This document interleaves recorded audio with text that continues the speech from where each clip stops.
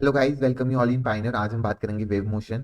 हमें भी इसको बहुत सारे दिन हो गए, 4 से 5 दिन हो गए होंगे इसके रिवीजन करने के लिए। तो हम इसको एक और बार रिवीजन करना चाहिए।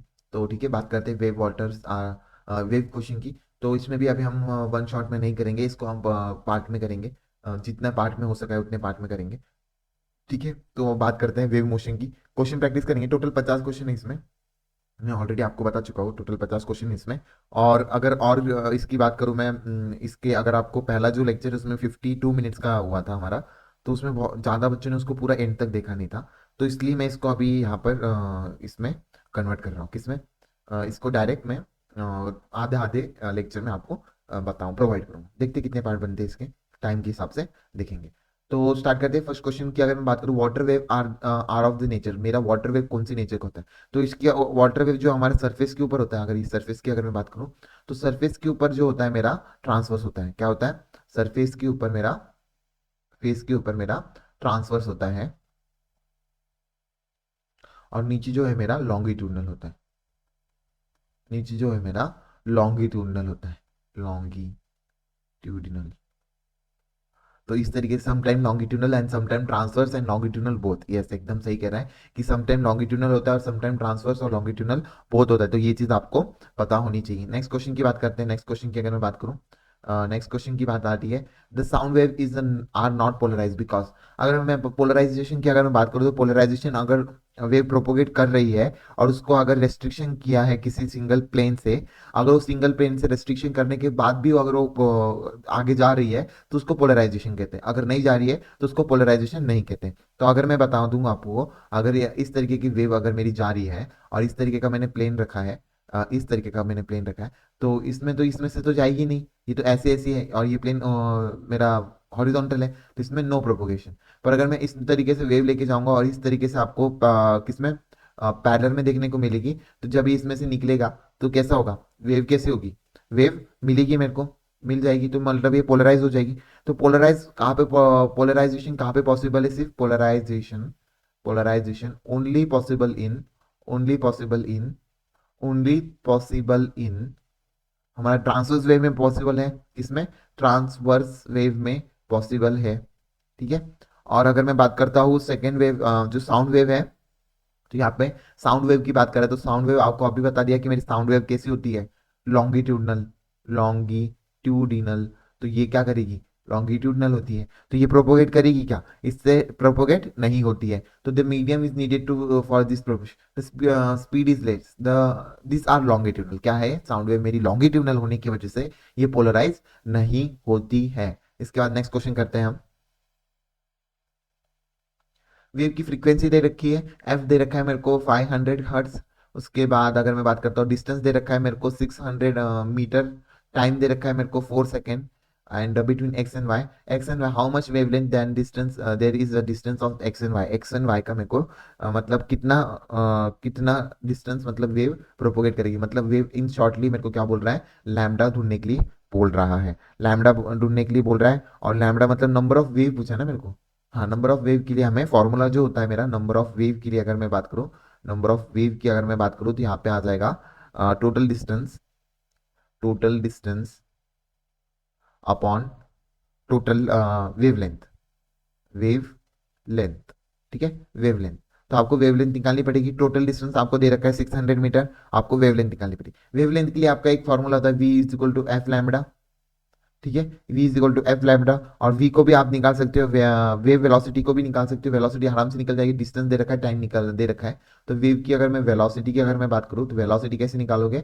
वेव की velocity distance upon time. Total distance है 600 डिवाइडेड बाय 4। तो मेरा यहाँ पे 150 मीटर पर सेकेंड आ गया मेरे वेव वेलोसिटी। तो डाल दो यहाँ पे 150 डाल दो इक्वल टू 500 डाल दो।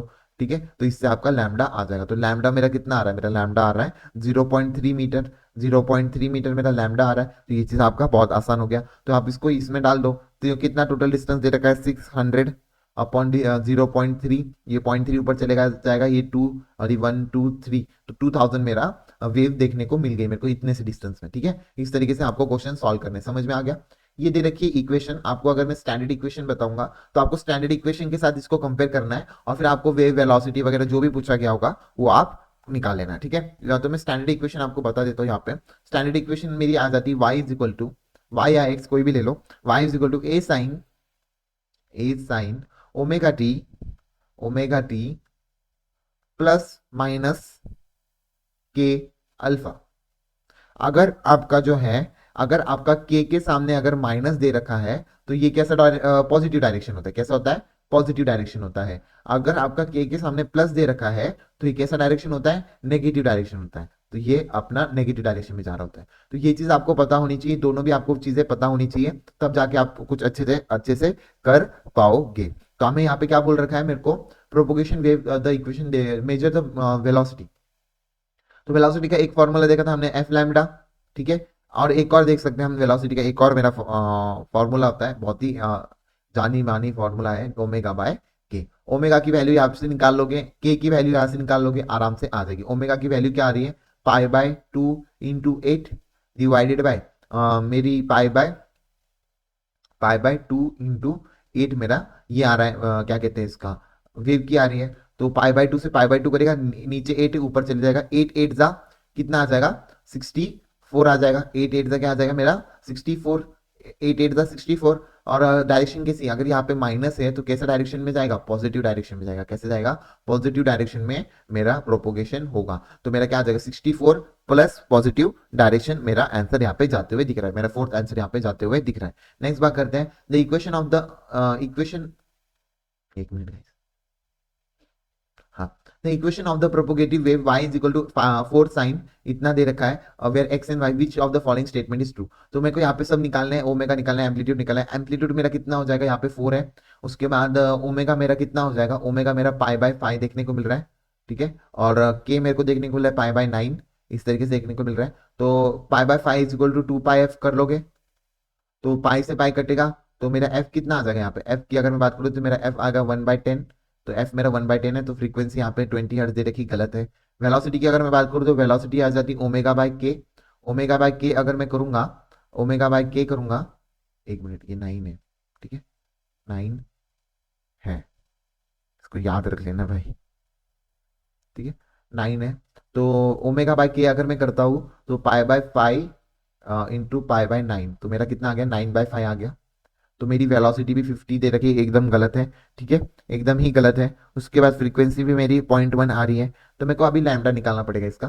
तो लैम्डा निकाल लेते हैं, lambda is equal to, lambda की बात कर लेते हैं। लैम्डा इज इक्वल टू, आपको बता रखा था मैंने, frequency v is equal to frequency lambda होता है मेरा। तो आप लैम्डा निकालो, वेलोसिटी अपॉन फ्रीक्वेंसी। वेलोसिटी कितनी आ गई मेरी, 9/5, और वेलोसिटी मेरी 9/5 आ गई, और फ्रीक्वेंसी कितनी आ गई, 1/10, तो ऊपर 10 चला गया।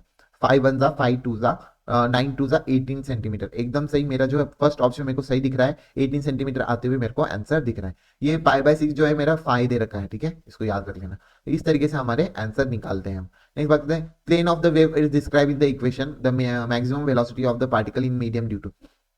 तो यहाँ पे आपको मैक्सिमम वेलोसिटी पूछ रखी है, नेगेटिव डायरेक्शन में, पॉजिटिव डायरेक्शन में जा रहा है, ओमेगा की वैल्यू दे रखी है, के की वैल्यू दे रखी है, ओमेगा की वैल्यू दे रखी है। तो कर लो, ओमेगा/के 1/4 और इंटू 10, तो मेरा कितना आ जाएगा, 40 आ जाएगा, 1/40 आंसर आ जाएगा।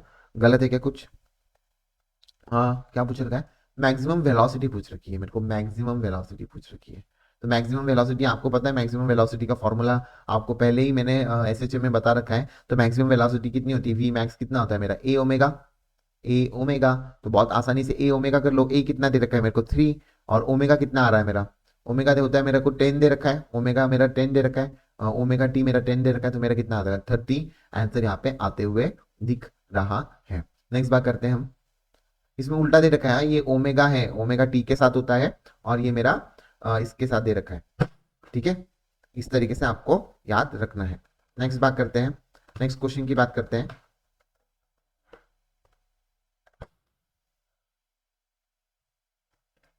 सॉरी गाइस, थोड़ा सा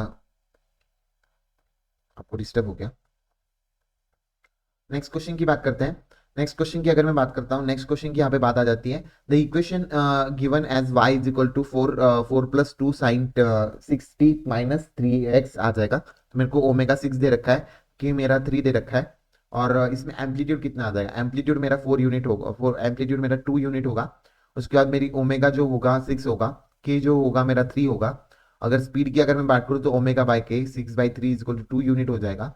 और अगर मैं फ्रीक्वेंसी की अगर मैं बात करूँ, वेव स्पीड की यहाँ पे बात करूँ, वेव स्पीड की बात करना है यहाँ पे बस डायरेक्ट, तो मेरा थर्ड आंसर एकदम सही जाते हुए दिख रहा है। उसके बाद टू, ओमेगा क्या लिखते हैं हमने यहाँ पे, टू ही आएगा। कितना आएगा, टू ही आएगा। तो इस तरीके से आपको करना है। कितना आएगा, 6/3 इज इक्वल टू 2 आ गया। ठीक है, इस तरीके से आपको करना है। नेक्स्ट बात करते हैं, the equation of the progressive wave are y is equal to 200 pi t x upon 330 where x is metre t frequency and velocity बोल रखा है। बहुत आसान है। मेरी जो है ओमेगा कितनी आ जाएगी यहाँ पे, 200 पाई आ जाएगा। और मेरी की कितना आ जाएगा मेरा, 200 पाई बाय 330। तो मेरी वेलोसिटी कितनी आ जाएगी, ओमेगा बाय पाई, तो मेरा 200 pi by 200 pi divided by 30, तो ऊपर चला गया 330, ये आ गया। इसको कट करो तो मेरे को वेलोसिटी बोली है 330, ठीक है, मीटर पर सेकेंड मेरी वेलोसिटी आ गई। फ्रीक्वेंसी काफी आसान है, 200 पाई इज इक्वल टू लिख सकता हूँ मैं 2 पाई एफ। 2 पाई एफ अगर मैं कर दूं, पाई से पाई कटेगा, मेरी फ्रीक्वेंसी कितनी आ जाएगी, 100 हर्ट्स।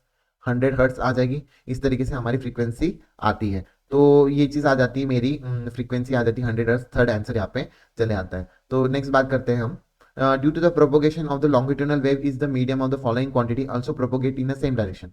तो हमारा जो है, अगर लॉन्गिट्यूडनल वेव अगर मीडियम में जा रहा है, तो ऐसी कौन सी क्वांटिटी जो सेम डायरेक्शन में आपको जाते हुए दिखेगी। आपको एनर्जी और मोमेंटम के अलावा कोई नहीं दिखेगा, और मोमेंटम भी कैसा, मेरा लीनियर मोमेंटम, जो कि सेम डायरेक्शन में आपको जाते हुए दिखेगा। इसके अलावा आपको कुछ भी दिखेगा नहीं। नेक्स्ट क्वेश्चन की बात कर लेते हैं, the wave in the which the particle of the medium vibrate in a direction perpendicular to the direction of the wave motion. तो ऐसा कौन सा है जो एक दूसरे के परपेंडिकुलर डायरेक्शन में चलता है। तो आपको अगर मैं बता दूं डायग्राम बनाकर, इस तरीके से मेरी ट्रांसवर्स वेव जाती है, इस तरीके की मेरी ट्रांसवर्स वेव होती है। ठीक है, ट्रांसवर्स वेव मेरी इस तरीके की होती है, और लॉन्गिट्यूडनल मेरी इस तरीके से मेरे को लॉन्गिट्यूडनल देखने को मिलती है। तो ये चीज आपको पता होनी चाहिए। तो परपेंडिकुलर डायरेक्शन में कौन सी देखने को मिल रही है, मेरे को ट्रांसवर्स वेव देखने को मिल रही है, एक दूसरे से परपेंडिकुलर। तो ये ट्रांसवर्स वेव की डेफिनेशन दे रखी है। नेक्स्ट क्वेश्चन करते हैं, transverse wave can propagate only in solid both in solid and gas. तो मेरा ट्रांसवर्स वेव है, परपेंडिकुलर डायरेक्शन में है, तो ये सॉलिड और ऑन द लिक्विड सरफेस के ऊपर देखने को मिलेगा, बोथ सॉलिड एंड गैसेस में, only in solid and gases. तो मेरे को सॉलिड में भी देखने को मिलेगा, और गैस में तो ट्रांसवर्स वेव नहीं, लॉन्गिट्यूडनल होता है। तो मेरे को सॉलिड के अंदर आपको देखने को मिलेगा, ओनली इन सॉलिड। नेक्स्ट बात करते हैं, तो transfer elastic wave can propagate. जो इलास्टिक वेव की अगर मैं बात करूं, तो इलास्टिसिटी का जो अगर मैं बात करता, इलास्टिसिटी का शेप अगर मैं बात करूंगा, शेप सॉलिड के अंदर फिक्स होता है, तो सॉलिड के अंदर फिक्स होता है, तो इसके अंदर ट्रांसवर्स वेव देखने को मिलेगी आपको। पर इलास्टिसिटी की अगर मैं बात करूँ इन वाटर एंड लिक्विड की, अगर मैं वाटर एंड गैस की अगर मैं बात करूंगा, तो यहाँ पे शेप इनका डिफाइन नहीं होता है, तो इनके अंदर शेप डिफाइन नहीं होता है। तो इनके अंदर लॉन्गिट्यूडनल देखने को मिलेगी, कैसे, लॉन्गिट्यूडनल देखने को मिलेगी। तो wave transverse wave propagate in both solid and gas, in solid but not in gas. तो मेरा प्रोपोगेशन किस में आ जाएगा, सॉलिड के अंदर इसका प्रोपोगेशन देखने को मिलेगा, गैस के अंदर इसका प्रोपोगेशन देखने को नहीं मिल रहा है। इसका सॉलिड के अंदर आपको ट्रांसवर्स वेव मतलब प्रोपोगेशन देखने को मिलता है। ठीक है, इस तरीके से आपको याद रखना है। नेक्स्ट क्वेश्चन की बात करते हैं, the plane progressive wave is represented by the equation, ये दे रखा है, the equation of the wave which is double the amplitude and the half of the frequency but travelling in opposite direction. Opposite direction क्यों बोल रहा है, क्योंकि ये अगर ये नेगेटिव है तो पॉजिटिव डायरेक्शन में ये जा रहा है। तो मेरे को बोल रहा है कि इक्वेशन यहाँ पे क्या बोल रहा है कि मेरे को वेव की जो है, वेव इज डबल, तो वी डबल वी डब्ल्यू डैश मेरा डबल ओमेगा हो गया, और इसकी the amplitude double the amplitude and half the frequency. अच्छा सॉरी सॉरी, क्या हो गया, मेरा एम्पलीट्यूड डबल हो गया, क्या हो गया, एम्पलीट्यूड मेरा यहाँ पे डबल हो गया। तो ए एम्पलीट्यूड की अगर मैं बात करूँ, डबल एम्पलीट्यूड देखने को मिल रहा है, हाफ द फ्रीक्वेंसी यहाँ पे ट्रैवल होती है। फ्रीक्वेंसी अगर मैं बात करूँ एफ डैश की अगर मैं बात करूँ, तो मेरी जो पहली वाली फ्रीक्वेंसी से हाफ होगी। तो बहुत आसान है। तो न्यू ओमेगा आपका क्या आ जाएगा, 2 पाई ओमेगा डैश आपको देखने को मिलेगा। तो ओमेगा डैश आपका न्यू आ जाएगा। पहला मेरा ओमेगा कितना था, वो देख लेना आप, एक मिनट एक मिनट एक मिनट, अच्छे से करते हैं इसको, क्योंकि इसमें कंफ्यूजन होने की बहुत ज्यादा चांसेस है। ठीक है, तो ओमेगा आपको अच्छे से निकालना पड़ेगा। ठीक है, तो न्यू ओमेगा भी हम निकालेंगे इसमें। तो बात करते हैं, मेरे को ओमेगा निकालना है, पाई निकालना है। 2 पाई अगर मैं बात करूँ यहाँ पे, अगर मेरा एम्पलीट्यूड डबल हो गया, तो इसको डबल करोगे तो 0.5 आएगा। तो मेरे को 0.5 तीन ऑप्शन में दे रखा है। अभी हम ओमेगा देखते हैं। अगर मैं ओमेगा की न्यू ओमेगा की अगर मैं बात करूँ, तो मेरे को ओमेगा क्या मिल रहा है, मेरे को ओमेगा 2 पाई एफ देखने को मिल रहा है, एफ डैश। एफ डैश को मैंने एफ बाई टू कर दिया है। तो ओमेगा डैश मेरे को कितना देखने को मिल रहा है, पाई एफ देखने को मिल रहा है। तो मेरा पुराना वाला पेरा ये वाला नया वाला ओमेगा आ गया, पुराना नया वाला ओमेगा। और अगर मैं के डैश की अगर मैं बात करूँ, के डैश क्या हो जाता है मेरा, के डैश मेरा हो जाता है, के डैश को कैसे निकालूंगा मैं, के डैश के डैश को कैसे निकाल सकते हैं हम, वी वी से निकाल सकते हैं। तो के डैश को मेरे को निकालना है, अगर इसके चीज से अगर निकालना है, तो इसके चीज से अगर निकालना है तो मैं आपको दिखा देता हूँ किस तरीके से निकालेंगे। v is equal to omega by k आ जाएगा, और मेरा न्यू वे का omega dash by k dash, तो मेरे को इसको निकालना है। ये दोनों भी चीजें मेरे को दे रखी है। तो ओमेगा कितना दे रखा है मेरे को, ओमेगा पुरानी वाली इक्वेशन में 2 पाई और 2 पाई, तो ये 2 पाई बाय 2 पाई मेरा आ जाएगा। उसमें ओमेगा डैश मेरा कितना आ गया, नया वाला ओमेगा डैश मेरा 2 पाई,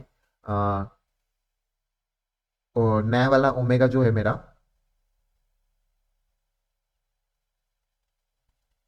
पाई आ गया।